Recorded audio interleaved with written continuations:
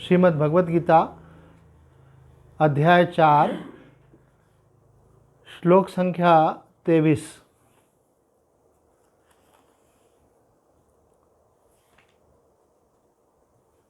श्लोक संख्या 23 हमने कल लिया था। आज श्लोक संख्या 24।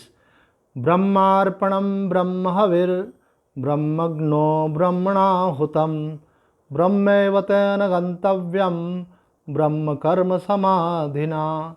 जिस यज्ञ में अर्पण अर्थात सुहा आदि भी ब्रह्म है और हवन किए जाने योग्य द्रव्य भी ब्रह्म है तथा ब्रह्म रूप कर्ता के द्वारा ब्रह्म रूप अग्नि में आहुति देना रूप क्रिया भी ब्रह्म है, उस ब्रह्म कर्म में स्थित रहने वाले योगी द्वारा प्राप्त किए जाने वाला फल भी ब्रह्म है। अब यहाँ से जो है अनेक प्रकार के यज्ञों की चर्चा की जाएगी। क्योंकि प्रसंग अभी ज्ञान का चला आ रहा है, ज्ञानी की स्थिति का वर्णन करते आ रहे हैं, तो सबसे पहले ज्ञानी किस यज्ञ में स्थित है उसका वर्णन यहाँ पर किया जा रहा है। तो यहाँ पर ये बात बतलाई जा रही है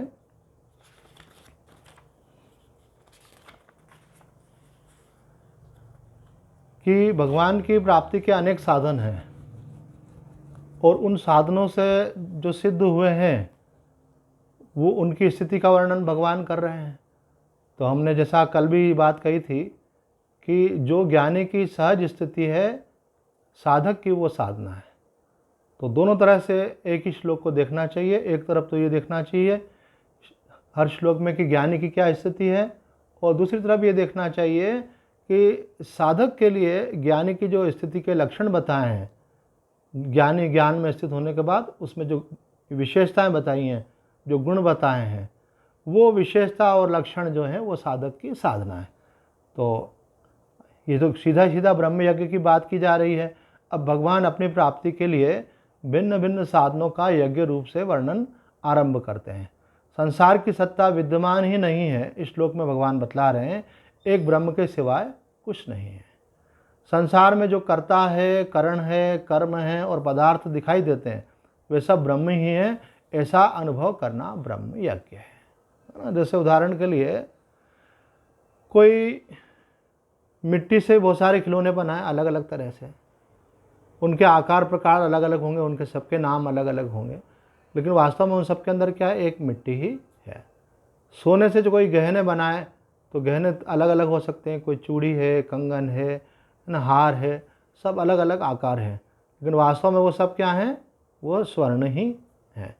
उसी प्रकार से एक सृष्टि के कल्प के आदि में एक ब्रह्म ही था और कल्प के अंत में भी एक ब्रह्म ही रहेगा।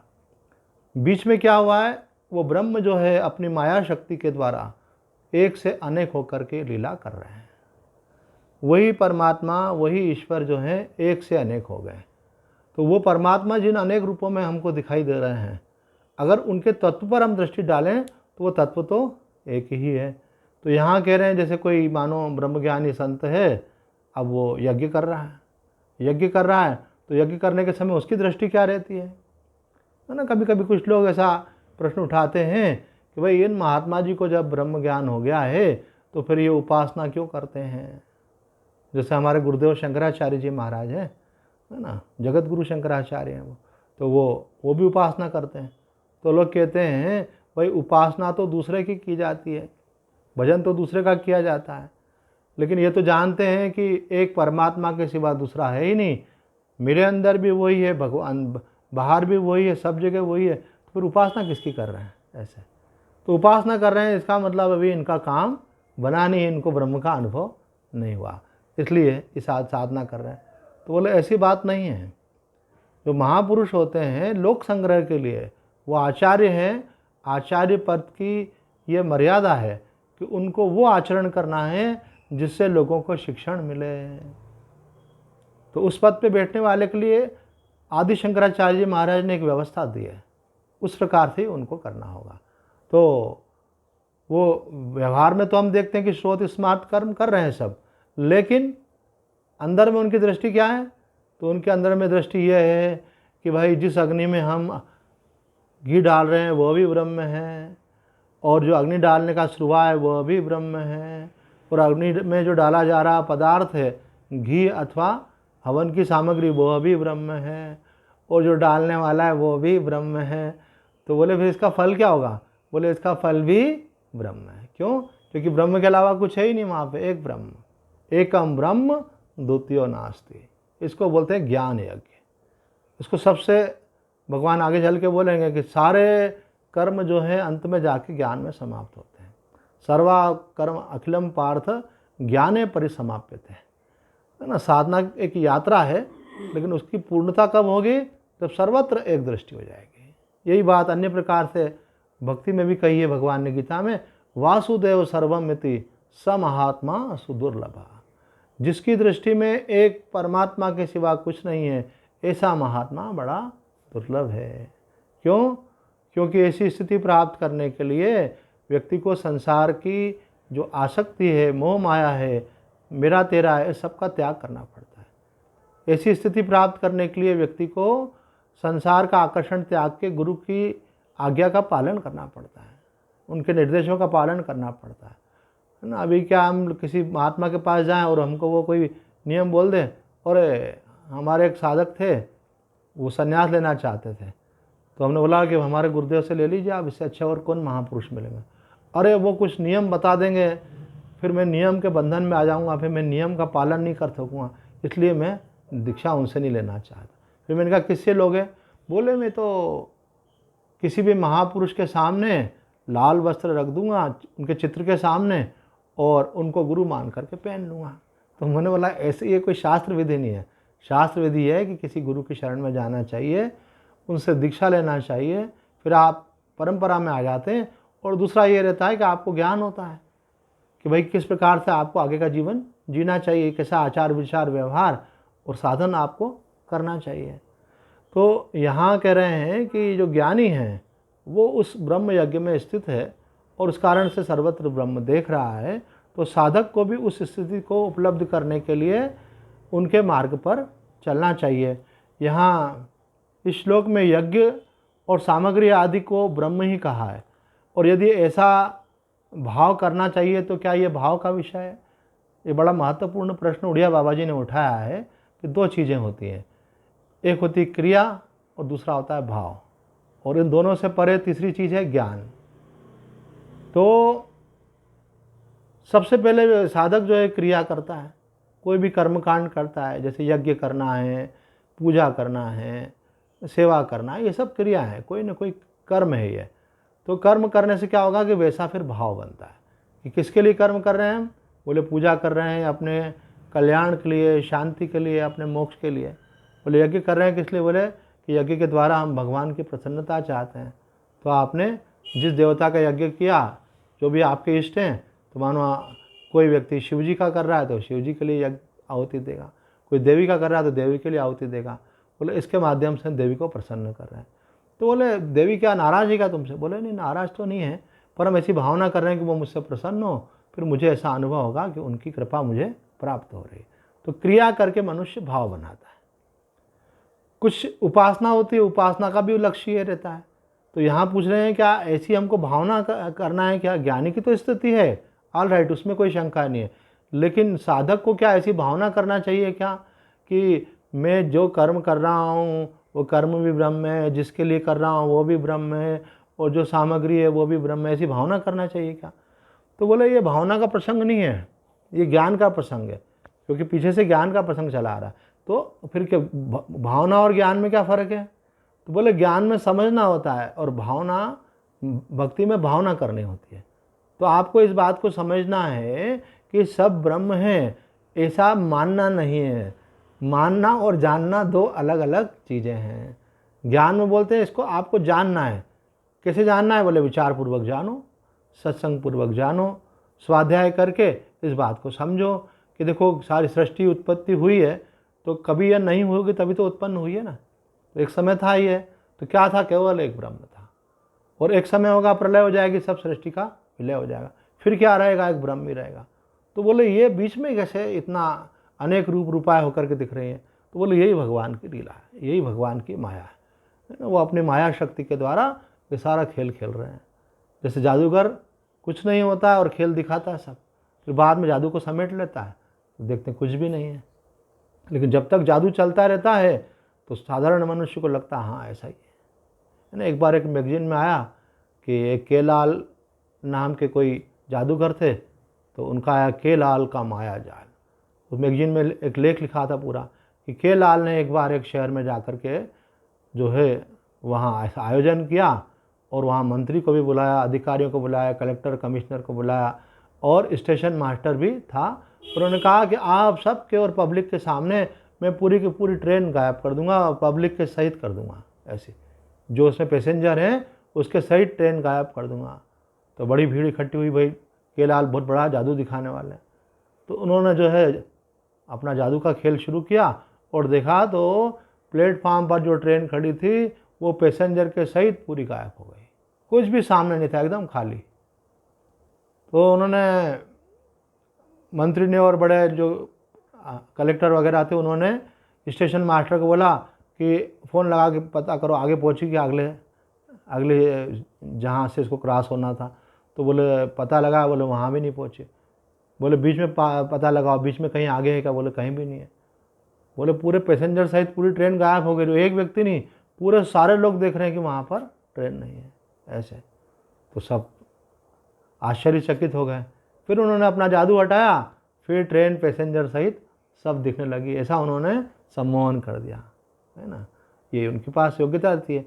तो कुछ नहीं को प्रकट कर देना और जो प्रकट है उसको अदृश्य कर देना, ये जादू की दो बातें होती है ना। उदाहरण के लिए जादूगर अपने हाथ के ऊपर कोई गेंद रख दिया आपके सामने, बोले देखो क्या भाई, दोनों इनका आप हाथ लगा के देख लो, आपने हाथ लगा, बोले हाँ गेंद है, बच्चों के खेलने की गेंद है। अब उसके ऊपर वो एक रुमाल डाल देता है ना, और फिर वो काली कलकत्ते वाली तेरा वचन न जाए खाली, छू मंतर फू, और फिर रुमाल हटाता है। बोले देखो क्या है, तो अरे सेव फल, आप हाथ लगा के देखो, है ना, देखा हाँ सेव फल है, चलो उसको काट के खा लो आप, है ना। आपने खा भी लिया, बोले अरे जादू हो गया ऐसे, है ना, गेंद का सेव फल बना। तो क्या छुपा दिया उन्होंने? गेंद को छुपा दिया। वो प्रकट किसको कर दिया? सेव फल को प्रकट कर दिया। अगर वो सेव फल ऐसे प्रकट कर सकता है तो सेव फल की फैक्ट्री खोल ले, है ना, खूब ट्रक के ट्रक चलें, फिर वो रास्ते में खड़े होकर जादू क्यों दिखाए? लेकिन वो थोड़ी देर के लिए आपकी नज़र को बांध लेता, आपको ऐसा अनुभव होता है सारा। तो कहते हैं इसी प्रकार से भगवान बहुत बड़ा जादूगर है। आपने इसको सुना होगा, गज़ल भी है ऐसे जगजीत सिंह ने गाई हुई है कि दुनिया क्या है, जादू का खिलौना है, और मिल जाए तो माटी है और खो जाए तो सोना है ना। जो किसी को जब नहीं मिलता तो बोलता अरे काश ज़िंदगी में मेरे को ये मिल जाता वो मिल जाता, तो नहीं मिला तो बोलता है सोना है, और मिल जाए तो बोलता अरे क्या सुख है, सब कुछ है मेरे पास लेकिन सुख नहीं है। क्योंकि सुख अगर वस्तुओं में होता तो मिल जाता उसको, थोड़ी देर के लिए अनुभूति होती है, फिर उसके बाद उसमें कई प्रकार के अभाव उसको दिखने लगते हैं। तो इसलिए यहाँ पे बताया कि भगवान सबसे बड़ा जादूगर है। भगवान का सबसे बड़ा जादू क्या है? ये दुनिया उनका जादू है। ये जो हम सब एक दूसरे को देख रहे हैं, तो हमारा शास्त्र बोलता है कुछ भी नहीं है, एक शून्य है, कुछ भी नहीं है, लेकिन उसमें सब कुछ दिख रहा है। तो बोले ऐसे बुद्धू मत बनाओ, कुछ भी नहीं है ऐसा कैसे मान लें? अगर कुछ नहीं होता तो हमारा घर, हमारी दुकान, हमारी वस्तुएं, हमारे संबंधी, ये सब कैसे दिखते हैं? और एक दिन दिखने के बाद तो ठीक है, इतने दिनों से लगातार दिख रहे हैं, उसको झूठ कैसे मान लें? तो कहते हैं आप रात को सपना देखते हो कि नहीं देखते हो, है ना। सपने में आपको किसी के साथ ज़्यादा आत्मीयता है तो वो दिखता है, फिर आपको उससे बातचीत भी होती है। और कभी कभी तो ऐसा होता है कि आपके परिवार में किसी की मृत्यु हो चुकी है और सपने में वो दिखता है आपको और आपसे बातचीत करता है और आपको बिल्कुल फीलिंग आती है। और कभी कभी तो ऐसा भी हो जाता है कि आपका एक संस्कार बड़ा गहरा ये रहता है कि इनका तो शरीर छूट चुका है, तो आप उनसे बोलते हैं आपकी तो डेथ हो गई थी, आप कैसे आ गए? बोले हाँ अभी बोलते भी हैं पर और फिर सामने देखते भी हैं उनको ऐसे। और जब नींद खुलती है तो बोलते हैं आज मुझे मेरी माँ का सपना आया, आज मुझे अपने दादाजी का सपना आया ऐसे, और मेरे को उनसे बात करी बड़ा अच्छा लगा ऐसे। कभी कभी संकेत भी मिलते हैं उसके अंदर सपने में। तो जैसे सपने में सब कुछ दिखता है, वहाँ पे बिल्कुल लाइव जैसा फील होता है, लेकिन जागने के बाद कुछ नहीं होता है। तो हमारे वशिष्ठ मुनि कहते हैं प्रभु श्री राम को उपदेश देते हुए, ये जो जगत जो है ना, ये भी सपना है, वो थोड़ा छोटा सपना है, ये थोड़ा बड़ा सपना है, दीर्घ स्वप्न है, जन्म से लेकर के मृत्यु तक का स्वप्न है ये। जैसे वो एक बार गायब हो जाता है तो फिर दिखता नहीं है, ऐसे ये भी गायब हो जाता है तो दिखता नहीं। बोले ये गायब होता है, ये कैसे मालूम पड़े? क्योंकि आपने पिछले जन्म में भी कोई सपना देखा था, अर्थात पहला भी कोई जन्म था ना आपका, वहाँ पे भी कोई पति पत्नी होंगे, बच्चे होंगे, परिवार होगा। तो लास्ट बर्थ का कुछ याद है क्या आपको? बोले कुछ याद नहीं है। इसका मतलब वो पिछला वाला सपना भूल गए। और अभी जैसे आप ये दुनिया देख रहे हैं, तो जैसे पिछली बारी वाली अभी भूल गए, अब यहाँ शरीर छूट जाएगा तो यहाँ वाला भी याद रहने वाला नहीं है। क्यों नहीं रहने वाला है? जैसे पहले याद नहीं रहा, पहले वाला आज याद नहीं है, उसी से ये सिद्ध होता है कि मृत्यु के बाद यहाँ वाला भी याद रहने वाला नहीं। फिर वो नई दुनिया हो जाएगी आपकी, फिर वहाँ नया परिवार। अगर मृत्यु के बाद फिर पुनर्जन्म होता है तो ये सब होगा। तो कहते हैं कि ये भगवान का खेल है। तो ये इस यज्ञ में समझा रहे हैं, इस यज्ञ के माध्यम से, कि ब्रह्म के अलावा कुछ नहीं है, ऐसा ज्ञानी देखता है। और आपको इस बात को समझना है कि भगवान की माया के द्वारा ये सब अनेक रूप रूपाए होकर के हमको दिख रहा है। ये खेल उन्हीं का ही रचा हुआ है। और मज़े की बात यह कि रचा हुआ उनका है और वो खुद ही रचना बने हैं, है ना। इसको बोलते हैं अभिन्न निमित्तोपादान कारण। बोले संसार काय से बना है? तो बोलते हैं कि संसार बना है पंच तत्वों से, पृथ्वी जल वायु अग्नि आकाश से। और पृथ्वी जल वायु अग्नि आकाश कहाँ से आए? बोले माया से। और माया कहाँ से आई? बोले परमात्मा से, ब्रह्म से। ब्रह्म की माया है वो। तो सबसे मेन, सबसे आधारभूत चीज़ क्या हो गई? ब्रह्म। ब्रह्म से ही माया, माया से ही पंच तत्व, पंच तत्वों से सारा संसार। तो मुख्य रूप से क्या है? ब्रह्म ही संसार हुआ है। तो ब्रह्म के अलावा कुछ नहीं है। और यहाँ तक कहते हैं हुआ भी नहीं है, हुआ सा प्रतीत होता है। जैसे रात्रि को स्वप्न में जो दृश्य दिखते हैं वो बनते हैं क्या? बोले बनते नहीं हैं, प्रतीत होते हैं, मतलब दिखते हैं। इसी प्रकार से संसार भी हमको प्रतीत हो रहा है, वास्तव में एक ब्रह्म के अलावा कुछ भी नहीं है। तो बोले हमको अनुभव क्यों नहीं होता है ऐसा? तो बोले जैसे रात को आपको सपना आता है, वो जब टूट जाता है और आप जग जाते हैं तब आपको अनुभव होता है कि वो सपना था। इसी प्रकार से ये जो सपना चल रहा है, जब ये टूट जाएगा, कब टूट जाएगा? जब आपको ब्रह्म का अनुभव होगा। तो ब्रह्म का अनुभव होने पर फिर ये टूट जाता है, फिर आपको मालूम पड़ता है अरे एक ब्रह्म ही देख रहे थे, ब्रह्म ही अनुभव कर रहे थे, ब्रह्म के अलावा कुछ नहीं था। तो ये ब्रह्म का अनुभव कैसे हो? तो उसी के लिए सब साधनाएं की जाती है। भगवत प्राप्ति की जो साधना है वो क्यों की जाती है? ताकि भगवान का अनुभव करके माया हमारी सिमट जाए, हमको मालूम पड़े एक परमात्मा के अलावा कुछ नहीं है। पर उनकी प्राप्ति के लिए, उनके अनुभव के लिए आपको पहले गुरु के निर्देश का पालन करना पड़ता है। अपने अंदर पहले पात्रता उत्पन्न करनी पड़ती है ना। कोई भी आज कोई कलेक्टर बनना चाहता हो, कोई इंजीनियर बनना चाहता हो, कोई डॉक्टर बनना चाहता हो, तो ऐसे एक दिन में तो नहीं बनता ना। उसके लिए पहले वो अपनी पात्रता अर्जित करता है, वो योग्यता अर्जित करता है। बोले उसी प्रकार से भगवत प्राप्ति के लिए भी आपको कुछ पात्रता अर्जित करनी पड़ती है। तो उस दिन हमने बताया था आपको, वो 9 जो चीज़ें हैं वो पात्रता है। आपको सबसे पहले अपना विवेक जगाना चाहिए, फिर विवेक से वैराग्य होता है, और वैराग्य के बाद फिर आपको इंद्रियों का निग्रह, मन का निग्रह, संसार से थोड़ी उपरामता, गुरु और शास्त्र के वचनों में श्रद्धा। और जब ये सब आप करते हैं, और सब क्यों करते हैं? क्योंकि आपको उस ब्रह्म का अनुभव करना है, आपको संसार बंधन से मुक्त होना है, आपको मुक्त होने की इच्छा है। तो ये जब आप में 9 गुण होते हैं, विवेक, वैराग्य, शम, दम, तितिक्षा, उपरति, श्रद्धा और समाधान, और उसके बाद मुमुक्षा, तो ये 9 योग्यताएं आप में होने पर फिर जब आप गुरु से ज्ञान का श्रवण करते हैं। अभी क्या ज्ञान का श्रवण तो करते हैं, लेकिन हमारे अंदर पात्रता नहीं होने के कारण हमको अनुभव नहीं हो पाता है ना। अब जैसे छोटा बच्चा बैठा हो और वो भी MSc की क्लास में बैठ जाए, पोस्ट ग्रेजुएशन क्लास में बैठ जाए, तो बैठने को तो बैठेगा, सुनने को तो सुनेगा, लेकिन समझ में उसको नहीं आएगा। हो सकता है कोई व्यक्ति समझदार हो तो कुछ थोड़ा समझ में भी आए। आध्यात्म की बातें समझ में तो आती है लेकिन अनुभव नहीं होती है। अब कह दिया भाई सर्वत्र ब्रह्म है, तो क्या अनुभव हो रहा है क्या? बोले संसार है ही नहीं। तो बोले कहाँ, आप तो बोल रहे हो नहीं है, लेकिन हमको तो दिख रहा है। तो क्यों दिख रहा है? माया के कारण दिख रहा है। तो माया कैसे हटेगी? तो उसके लिए आपको कुछ योग्यताओं का अर्जन करना पड़ेगा। तो सबसे पहले योग्यता बताइए आपको, विवेक जगाओ। और विवेक के अंदर भी यही बात कही है कि संसार झूठा है और परमात्मा सत्य है। इस बात का आपको निश्चय करना चाहिए। जो कभी रहता है कभी नहीं रहता वो झूठा होता है, और जो सदा रहता है वो सत्य होता है। तो परमात्मा सदा रहता है, और जागृत जो है वो स्वप्न में नहीं रहता है, स्वप्न जो है जागृत में नहीं रहता, और दोनों जो है सुषुप्ति अर्थात गहरी निद्रा में नहीं रहते, इसलिए ये झूठे हैं, है ना। जैसे कोई व्यक्ति बोले कि मैं आऊँगा और थोड़ी देर बाद बोले मैं नहीं आऊँगा, बोले झूठा है, कभी कुछ बोलता है कभी कुछ बोलता है।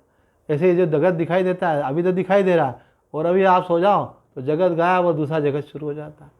तो बोले ये तो झूठा है, सपने में गायब हो गया, और सपना सत्य का, बोले सपना भी गायब हो गया जागे तो, और दोनों गायब हो गए जब गहरी नींद आई तो बोले ये सब झूठ का खेल है। नानक कह जगत सब मिथ्या, जो सपना रहना है। यही बात भगवान शिव भी पार्वती जी को कहते हैं कि यही मेरा अनुभव है कि ये जगत झूठा है और एक परमात्मा ही सत्य है। तो ये श्लोक में बात बतलाई जा रही है। ये जो है अल्टीमेट वाली बात है, ज्ञानी की स्थिति की बात है ना। सारे यज्ञ बतलाएंगे, लेकिन सब यज्ञ का अंत में जाकर के बोलेंगे सब यज्ञ जो पहले बताया था वो फाइनल यज्ञ था, उसी में जाकर के समाहित होंगे। अर्थात कई स्टेप्स हैं, कई साधन हैं, जिसमें भी आपका मन लगे, अथवा एक से अधिक साधन भी आप कर सकते हैं। जैसे कल चर्चा की थी कि आप सेवा भी करो, आप जप भी करो, आप पाठ भी करो, है ना, आप ध्यान भी लगाओ, आप तीर्थ यात्रा भी करो, लेकिन जिस साधन में आपका मन ज़्यादा लगता है वो ज़्यादा करो आप, क्योंकि उसके माध्यम से भी आपको पहुंचना वहीं पर ही है। पर आपको लक्ष्य आपका दृढ़ होना चाहिए कि मेरे जीवन का लक्ष्य भगवत प्राप्ति है। अगर आपने बीच में लक्ष्य बदल लिया अपना, आपने लक्ष्य बना लिया मेरे को मान सम्मान मिले, मेरे पास बहुत अधिक माया हो जाए, मैं संसार का बहुत सुख भोगूं, तो इसका मतलब ये है कि आप लक्ष्य से हट गए और आप संसार की माया में अटक गए। ये संसार तो छूटने वाला है, अगर कुछ पा भी लिया तो कितने दिन के लिए। कितने लोग आए, कितना नाम कमाया, आज का है सब भूल जाते हैं। बड़े बड़े राजा हुए, बड़े बड़े संत हुए, आज उनको याद करता है कोई? कुछ थोड़े से जो है नाम है जिनकी कुछ चर्चा होती है, बाकी एक से एक संत हुए उनको हम भूल गए, एक से एक शूरवीर हुए, एक से एक पैसे वाले हुए, है ना, हर प्रकार की योग्यताओं वाले हुए, लेकिन उनको हम भूल गए। अब आप नाम कमाने में लगे कि हमारा नाम हो जाए, हम रिकॉर्ड कायम करें, कितने दिन तक रहने वाला है वो भी भूल जाएंगे लोग, है ना। घर में मर जाते तो पहले आगे ड्राइंग रूम में फ़ोटो लगा के रखते हैं, फिर बाद में वहाँ से हटा के पीछे के कमरे में ले जाते हैं, और मालूम पड़ता है कुछ दिन बाद मानो वो अटाला में रख दिया और वो फिर सामान के साथ बाहर निकल गया। तो क्या नाम कमा के करोगे? भगवान का एक नाम जो है वही हमारे, वो पहले भी था, अभी भी, आगे भी रहेगा। हमारे नाम को कोई महत्व नहीं है, इसलिए संसार पे प्रभाव जमाने की कोशिश न करें। संसार की वस्तुएं जो है सब अब देखते हैं छोड़ के जा रहे हैं, ये चला गया वो चला गया, कोई लेके गया क्या? कोई लेके नहीं गया। हमारे जो बड़े थे वो चले गए, कुछ लेके गए क्या? नहीं। तो हम क्या लेके जाएंगे? तो वो केवल उपयोग करने के लिए भगवान ने दी है। इसलिए जय कृष्ण मूर्ति बोलते हैं यह भी एक प्रकार की मानसिक विकृति है कि हम संग्रह करने में लगे हुए हैं। किस चीज़ का संग्रह करने में लगे हुए हैं? जो चीज़ हमारे साथ जा नहीं सकती है। कोई भी महिला के घर में अगर 4 मेंबर हैं और एक एक व्यक्ति चमलो ज़्यादा से ज़्यादा 4 रोटी खाता है तो 4 चौक 16 रोटी बनाएगी, कोई 50 रोटी नहीं बनाती है। क्यों? बोले मेरा दिमाग ठीक है, जब खाने वाले 4 लोग हैं, रोटी खाएंगे 16, तो 16 की 20 बना दूँ, 2 गाय के लिए बना दूँ और कोई कुत्ते को डाल देंगे, ठीक है, और क्या करना। तो पर मनुष्य धन के मामले में ये बात नहीं समझता। ना धन आने दो आने दो आने दो, कितना आने दो भैया। ऐसे कई लोग संग्रह में लग गए हैं इस प्रकार से, तो कई लोग नाम कमाने में लग गए हैं। तो असली काम जिसके लिए भगवान ने भेजा था वो भूल गए। इसी को अखंडानंद जी महाराज कहते हैं कि निकले थे हरि भजन को और ओटन लगे कपार। कई लोगों को तो मालूम ही नहीं कहाँ जाना है, ऐसे गंतव्य क्या है। और कुछ लोगों को जो शास्त्र का अध्ययन करते हैं, संतों का सत्संग सुनते हैं, उनको समझ में आता है कि भगवान ने हमको ये जन्म इसीलिए दिया है कि इसी जन्म में हम उनकी प्राप्ति कर लें। मैंने कोई प्रश्न पूछा था कि मुक्ति और प्राप्ति में फ़र्क है क्या? तो आप प्राप्ति से अर्थ क्या निकालते हैं इस पर डिपेंड करता है। एक प्राप्ति का मतलब होता है कि हमने भगवान के दर्शन कर लिए, तो भगवान दर्शन देकर तो अदृश्य हो जाएंगे। प्राप्ति का अभिप्राय ये है कि आपका ईगो उनमें मर्ज हो जाए, आपको शरणागति की प्राप्ति हो, आपका मन जो है भगवत प्रेम में रमा हुआ हो। जिसका मन भगवत प्रेम में रमा हुआ है, भगवान का भक्त है, अंत समय में जब उसका शरीर छूटता है तो उसको क्या होता है? भगवान की याद आती है। तो उसकी भक्ति का अनुपात होता है, किसी की भक्ति इतनी होती है कि वो भगवान के धाम चला जाता है। इसको बोलते हैं सालोक्य मुक्ति। किसी की भक्ति इतनी होती है कि भगवान अपने धाम में नहीं बुलाते केवल उसको सामीप्य प्रदान करते हैं, है ना। जैसे मानो अभी हम लोग भारतवासी हैं तो भारत देश में रह रहे हैं, है ना, ये भी एक लोक हो गया, भारत देश में रह रहे हैं। लेकिन हम सब लोग, यहाँ के जो प्रधानमंत्री उसके आसपास नहीं रहते हैं, लेकिन ऐसे भी कुछ लोग होंगे जो यहाँ के प्रधानमंत्री के आसपास रहते हैं। तो ऐसे भगवान के धाम में जाने के बाद सब लोग भगवान के निकट ही रहते हैं, ऐसा नहीं होता है। कुछ लोगों को भगवान की निकटता प्राप्त होती है धाम में रहने के बाद। तो सालोक्य के बाद सामीप्य मुक्ति, फिर सामीप्य के बाद बोलते हैं सारूप्य मुक्ति। कुछ लोगों को भगवान का रूप मिल जाता है, वही रूप धारण कर लेते हैं। और एक होती है सायुज्य मुक्ति, भगवान के साथ एक हो जाना। ये तो हुई 4 प्रकार की भक्ति की मुक्ति। ये मृत्यु उपरांत प्राप्त होती है। उसके पहले भगवत प्रेम आपके अंदर रहता है, भगवत शरणागति रहती है, ये आपकी तैयारी है ना। ऐसे तो कोई भी व्यक्ति मर जाता है तो उसके लिए लिख देते हैं कि भगवत धाम गमन हो गया। बोले स्वामी असंगानंद जी महाराज का शरीर छूट गया, उनको भगवत धाम गमन हो गया। अब गमन हुआ भी कि नहीं हुआ किसको मालूम, है ना। कई लोग बोलते हैं ये मर करके स्वर्ग में चले गए। अब काम तो उल्टे सीधे करते थे, तो स्वर्ग का गेट खुलेगा क्या उनके लिए? वो गए होंगे नरक में और बोलते थे गए स्वर्ग में। सभी अपने घर वालों के लिए लिख देते स्वर्ग में गए, ऐसे, है ना। तो और महात्माओं के इसमें ये नहीं लिखते स्वर्ग वाला। आप एक बात बता देते हैं, साधक लोगों को स्वर्ग नहीं लिखना चाहिए। क्यों? स्वर्ग में वो जाता है जिसको सुख की इच्छा होती है, अच्छे कर्म करता है तो स्वर्ग में जाता है, पुण्य कर्म करके। लेकिन जो भगवान का भक्त होता है वो स्वर्ग नहीं जाता है। भगवान का भक्त होता है, उसका लक्ष्य होता है मुझे भगवान के धाम में जाना है। और जो ज्ञानी वो जीते जी मुक्त हो गया, उसका जो जीवात्मा है परमात्मा में लीन हो जाता है, वो तो तत्व स्वरूप हो जाता है, जीते जी हो जाता है।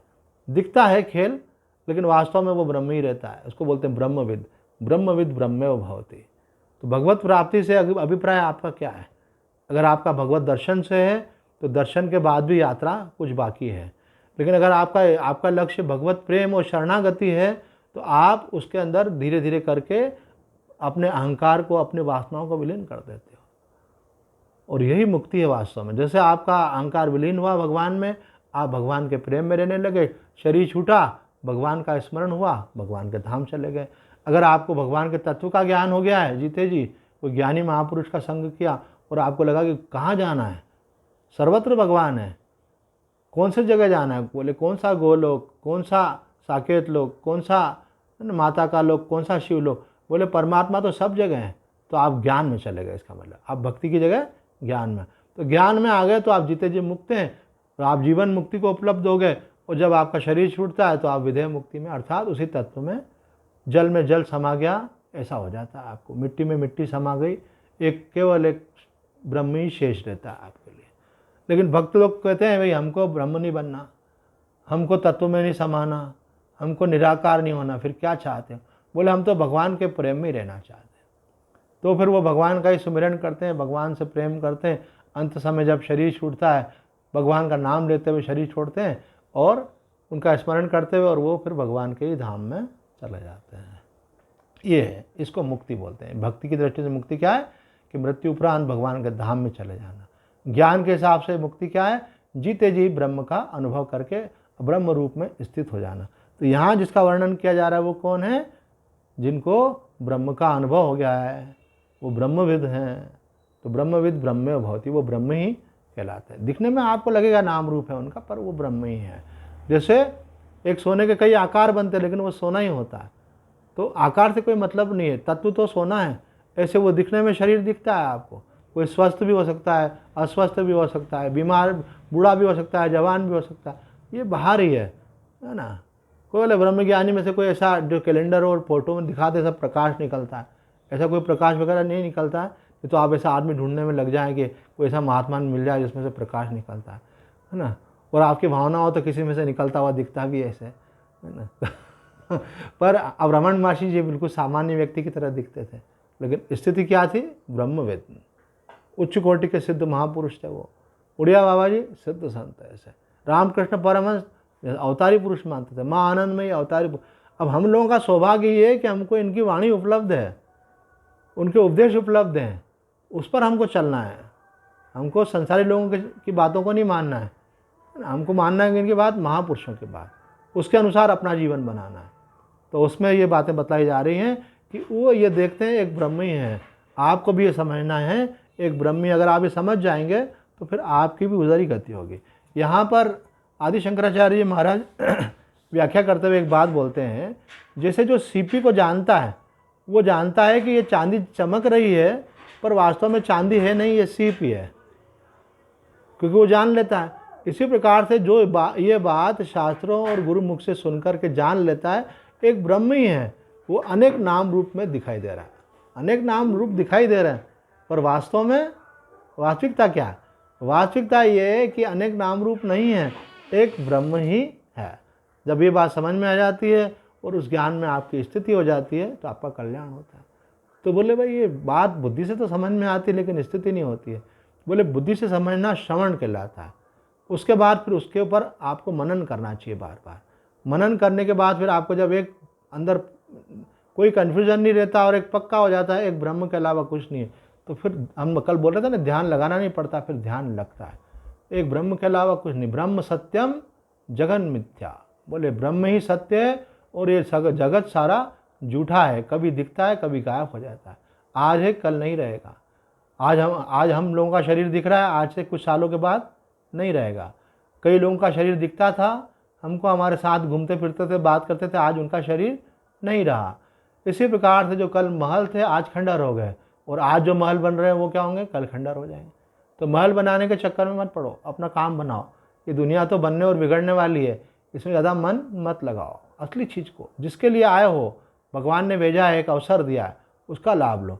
तो यहाँ कह रहे हैं कि उसके अनुभूति के लिए पहले तो साधन चतुष्ट संपन्न बनो, फिर ज्ञान का श्रवण करो, ज्ञान का मनन करो, फिर ब्रह्माभ्यास करो। एकम ब्रह्म द्वितीयो नास्ति, उसी में आप स्थित हो जाओ ऐसे, तो फिर आपको अनुभव हो जाएगा उसका। अगर भक्त हो तो भगवान का ध्यान करो, उनका सुमिरन करो।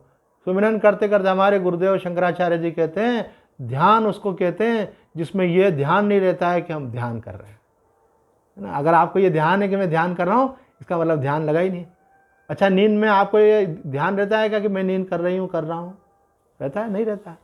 अगर ये ध्यान है, इसका मतलब नींद नहीं आई आपको, और नींद आ जाएगी तो फिर ये ध्यान ही नहीं रहेगा हम नींद कर रहे हैं। इसी प्रकार से जब भगवान के ध्यान में आप तल्लीन हो जाते हो, हमने तो देखा हमारे आश्रम में ही, हम कई साधकों को देखते थे, है ना, बीच में चेक करते कौन कौन ध्यान कर रहा है कौन नहीं कर रहा है, तो देखते तो कुछ लोगों की ऐसी स्थिति होती जैसे नींद में आदमी को अपने शरीर की खबर नहीं रहती है। ऐसे हमने एक से अधिक साधकों को देखा अपने आश्रम में, ऐसे बैठ जाते, उनकी उंगलियां और उनकी आंखें और उनकी बॉडी का पोस्चर लगता है कि गए ये भगवान के प्रेम में लीन होगा, इनको शरीर का ध्यान नहीं है।